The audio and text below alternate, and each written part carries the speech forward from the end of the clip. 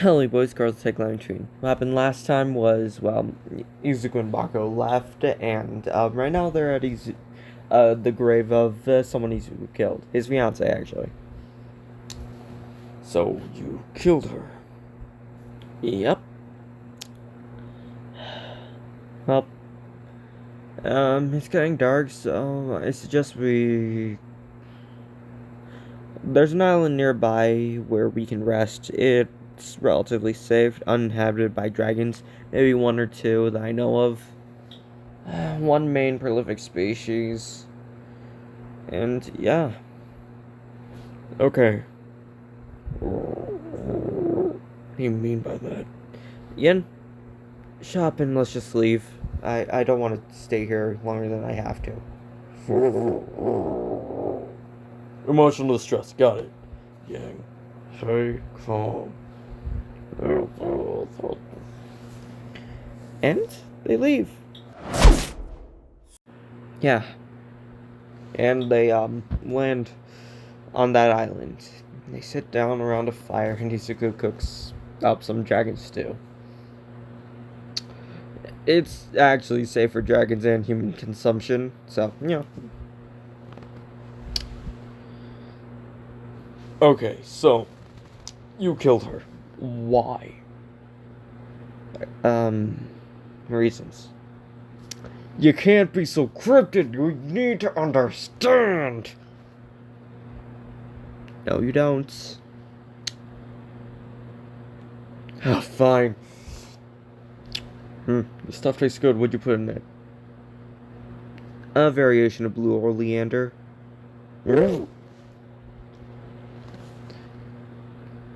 What? It's relatively safe to dragons, it just makes them fall asleep faster. Only complication is drowsiness when they wake up. I would never poison you. Or you. I'd probably do it to you, though. I just feel hurt. Yeah, but I also put in some narcotics. In mine? Give me a second, as Zuko dips something into it and drinks it. I just had a deadly poison. What? Okay, well, you should be knocking out any minute now, so... yeah, might as well tell you what actually happened. She asked me to kill her. I complied. One of the one times that my quirk actually listened to me. And I left with Yin.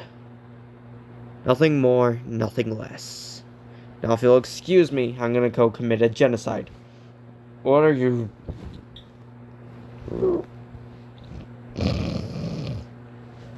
That worked way faster than I thought it would. I at least have enough time to explain why, but yeah, whatever. As Izuku just takes off his armor and walks. Okay. First things first, I should see. Izuku walks to a remote village. The shrine to a dragon. And Izuku walks over to it and breaks it. Sorry for that, it was the best sound effect I could find. Anyways, Izuku closes his eyes, takes a deep breath in, and breathes out fire. As he's doing this, he tears up a little bit. Remember.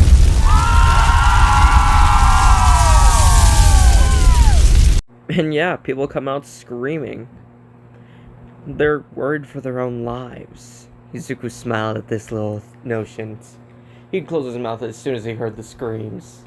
Instead, showing a toothy grin. Showing off his fangs. Because all of those years ago, when he killed her, never mind. It's not important right now. The only thing that matters is Izuku begins to kill. When I say that, I don't mean like a swift, painless death. I mean he's breaking bones, tearing off limbs, and other things like that, you know? being an absolute monster. Until eventually, he hears a voice. A voice that he's been waiting to hear for so long. Hey, you better not... Stop. That is what I meant. Wow, I am really drunk. Oh my god, Why are you drunk right now? You're supposed to be sleeping. I was supposed to wake you. You know what? Never mind. Screw this. This is gonna be all the more fun when I kill you. Okay, you better stop before I slash your head off. Yep. Oh my god, this is no fun when you're enjoying yourself. Oh, why wouldn't I enjoy myself? Oh, right. It's been a few years. Maybe you've forgotten. Remember your daughter? Yes? I'm the one who killed her. What? I'm the one who killed her. Smashed her head in. And crushed it under my foot. You... What? Now, let's not get ahead of ourselves, Bertha. Come on. I want this to be a fair fight. You know, just for shits and giggles. 'Cause I want to fight you at your best. Seeing you cry and beg for your life as I crush your skull in. Now, this isn't like Izuku. From what we've seen so far, he's relatively calm. But right now, we're seeing something different. Something else. Anyways, Izuku tosses her something as it clatters on the ground. As Bertha picks it up, it was a sword. Her daughter's sword. Izuku looked at her and gave her a cheeky smirk. Come on. Let's do this shit. As Bertha swang. Izuku flicked it away with his hand. Weird, right? It's amazing what you can do when you're on the brink of death. Adrenaline pumping through your veins, your heartbeat ringing in your ears. Do you know what it feels like, Bertha? To face death in the eye? No. Well, you're about to. And they fight. Ignore the background noises, I just wanted to make it sound funny. Cartoonish shit, you know? Anyways, they trade blows back and forth. Well, mainly Zuko punching her in the face over and over and over and over again, enjoying every second of it. In fact, his knuckles started to bleed from it. He didn't care. Until eventually, Bertha pierced Izuku's chest. It didn't have any vital organs, but she didn't know that. Ha! Gotchi! Let this be known. In your last moments, I want to give you some parting words. Your daughter, she asked me to kill her. She begged and pleaded with me. Because in this cruel world that you made, she'd rather die than disappoint you. Let that be your final knowledge. And saving grace, that you died injuring the monster. Goodbye, you fucking bitch. As Izuku broke her neck, he looked around at the dead bodies surrounding him. He left the children alive. That was his only mercy to them. And he walked, moving to the shrine. His footsteps echoed out through the hallways as he approached the hulking beast. He walked towards it and put his hand onto it. Hey, old friend. I killed them. You can go now. I'm sorry. I'm sorry. Do you have any last requests before you die?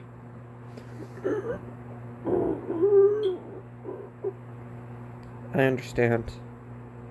Let the next generation pave a way for peace. Hopefully. As Izuku lifted up the dragon and grabbed its egg, Izuku carried it, the egg I mean, to the volcano. It was active. And they had been feeding the dragon nothing but humans. It was a herbivore. And it occasionally ate lava, but still, mostly a herbivore. So, Izuku walked towards the edge, looking down, and threw it. The next generation, my friends.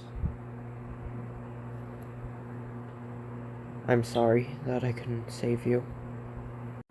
And Izuku walked back towards the children they left alive. He looked at them with pity. No, pity isn't the right word. He did feel bad for them, but he didn't feel sorry. He did what he did because he needed to. If he didn't, then everyone there would have died either way. This at least left some survivors, because without the egg being in the volcano, they all would have died. The dragon, the plants, the animals, the people. Despite what happened, Izuku still hated them with every fiber of his being. With the people that betrayed him, he understood why they left. He could forgive them, forgive humanity. But with these people, they willingly ate their dead children. They willingly killed them. For no reason. No good reason. Why? Because of their stupid religion? Because of what their misconceptions said? They could have just observed it. If they did, then no. Even if they did, there would be still some people who would carry out the current work. All Izuku could do now was make them stop by fear. Izuku walked towards the children, with his eyes red. He'd cried on the way up there, but they didn't need to know that. He knelt down and said, "For what it's worth, I'm sorry that you had to experience this, but let it be known, if you follow in the footsteps of your elders, you'll die the same agonizing death they did. Remember this. Don't needlessly kill. It's fine for sustenance and food. Just don't needlessly kill people, dragons, anything. If you do, I'll come back and slaughter all of you, all over again, until someone learns their lesson." And he leaves, going back to Yin, Bakugo, and Yang. No one had followed him out of fear. He just sat down, letting the poison take its effect. He knew that his body could handle it. Mostly, he'd just fallen asleep, listening to the sound of his own heartbeat throbbing through his ears.